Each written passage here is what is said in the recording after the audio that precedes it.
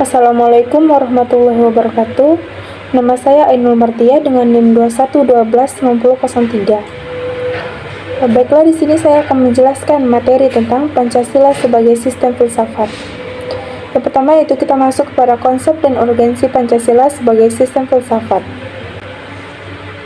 Pancasila sebagai filsafat mengandung pandangan, nilai, dan hasil pemikiran yang dapat menjadi substansi dan isi dari pembentukan ideologi Pancasila. Pancasila itu dikatakan sebagai sistem filsafat karena Pancasila mengandung hasil perenungan yang mendalam dari seseorang the founding father yang dituangkan dalam suatu sistem. Ada beberapa alasan yang menunjukkan mengapa Pancasila itu dikatakan sebagai sistem filsafat.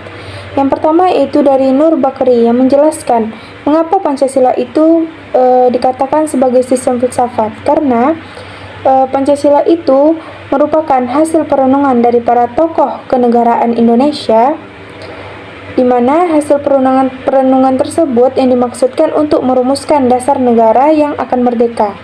Selain itu, hasil perenungan tersebut merupakan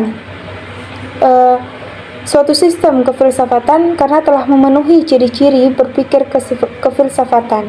Ada beberapa ciri-ciri berpikir kefilsafatan, yaitu yang pertama, sistem filsafat harus bersifat koheren. Yang kedua, sistem filsafat harus bersifat menyeluruh. Yang ketiga, sistem filsafat harus bersifat mendasar. Dan yang keempat, sistem filsafat bersifat spekulatif. Yang kedua yaitu Pancasila sebagai Weltanschauung. Artinya yaitu nilai-nilai Pancasila itu telah ada dan berkembang di dalam masyarakat Indonesia yang kemudian disepakati menjadi suatu dasar filsafat negara. Selanjutnya yaitu urgensi Pancasila sebagai sistem filsafat. Urgensi Pancasila sebagai sistem filsafat atau yang biasanya dinamakan sebagai filsafat Pancasila merupakan refleksi filosofis mengenai Pancasila sebagai dasar negara.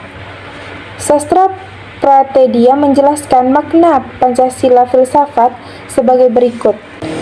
Yang pertama yaitu agar dapat diberikan pertanggungjawaban yang rasional dan mendasar mengenai sila-sila dalam Pancasila sebagai prinsip-prinsip politik. Yang kedua yaitu agar dapat dijabarkan lebih lanjut sehingga menjadi operasional dalam bidang-bidang yang menyangkut hidup bernegara.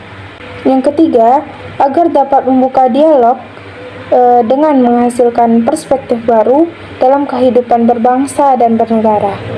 Yang keempat, agar dapat menjadi kerangka evaluasi yang bersangkut paut dengan kehidupan berbangsa, bernegara, dan bermasyarakat. Selanjutnya kita masuk kepada kajian Pancasila. Yang pertama, filsafat Pancasila sebagai genetivus objektivus dan genetivus subjektivus.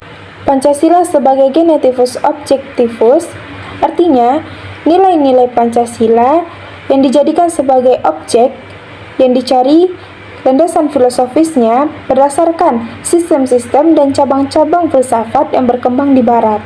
Sedangkan Pancasila genetivus subjektivus merupakan nilai-nilai Pancasila yang dijadikan untuk mengkritisi berbagai aliran filsafat yang berkembang, baik itu nilai-nilai yang sesuai dengan nilai-nilai Pancasila maupun nilai-nilai yang tidak sesuai dengan nilai-nilai Pancasila. Yang kedua yaitu landasan ontologis filsafat Pancasila. Landasan ontologis Pancasila artinya sebuah pemikiran filosofis atas hakikat dan raison d'être sila-sila Pancasila sebagai dasar filosofis negara Indonesia. Oleh karena itu, diperlukan pemahaman atas hakikat sila-sila Pancasila sebagai bentuk pengakuan atas modus eksistensi bangsa Indonesia. Yang ketiga yaitu landasan epistemologis filsafat Pancasila.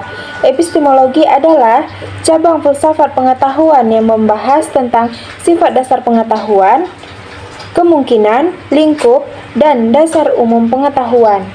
Landasan epistemologis Pancasila artinya nilai-nilai Pancasila yang digali dari pemahaman empiris bangsa Indonesia yang kemudian disintesiskan menjadi sebuah pandangan yang komprehensif terhadap kehidupan bermasyarakat, berbangsa, dan bernegara.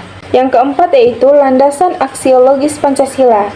Littlejohn dan Voss mengatakan bahwa Aksiologis itu merupakan cabang filosofi yang berhubungan dengan penelitian tentang nilai-nilai. Landasan aksiologis Pancasila merupakan nilai atau kualitas yang terkandung dalam sila-sila Pancasila. Nah, sekianlah penjelasan materi dari saya mengenai Pancasila sebagai sistem filsafat. Lebih dan kurangnya mohon maaf. Wabillahi taufiq wal hidayah. Wassalamualaikum warahmatullahi wabarakatuh.